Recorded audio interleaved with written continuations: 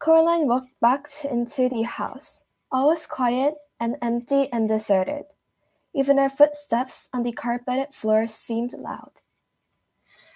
Dust motes hung in a beam of sunlight. At the far end of the hall was the mirror.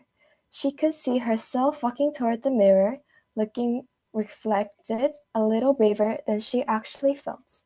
There was nothing else there in the mirror, just her in the corridor. A hand touched her shoulder and she looked up. The other mother stared down at Coraline with black button eyes. "Coraline, my darling," she said, "I thought we could play some games together in this morning. Now you're back from the rock. Hopscotch? Happy families? Monopoly?" "You weren't in the mirror," said Coraline. The other mother said, "Mirrors," she said, "are never to be trusted. Now, what game shall we play?" Coraline shook her head. "I don't want to play a game with you.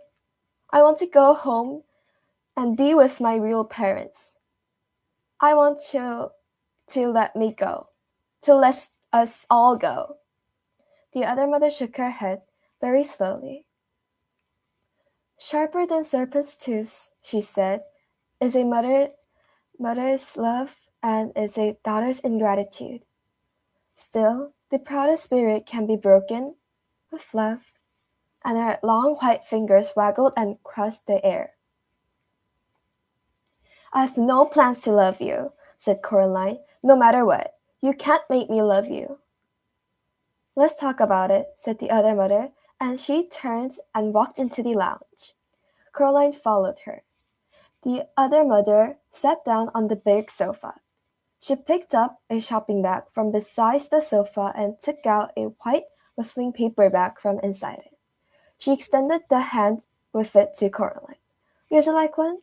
she asked politely, expecting it to be a toffee or butterscotch ball. Coraline looked down.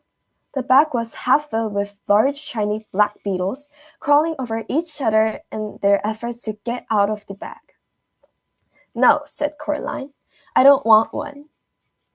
"Suit yourself," said her other mother. She carefully picked out a particularly large and black beetle, pulled off its leg, and popped the beetle into her mouth. She crunched it happily. "Yum," she said, and took another. "You're sick.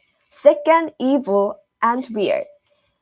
"Is that any way to talk to your mother?"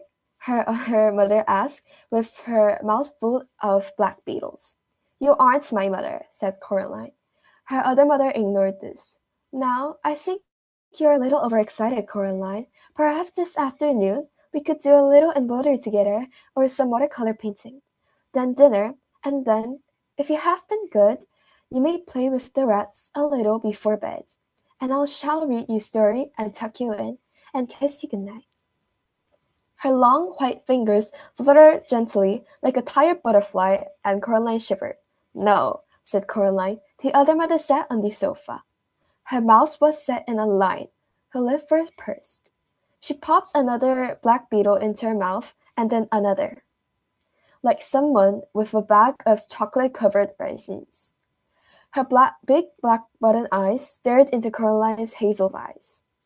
Her shiny black hair twined and twisted about her neck and shoulders as if it were blowing in some wind that Coraline could not touch or feel. They stared at each other over for a minute.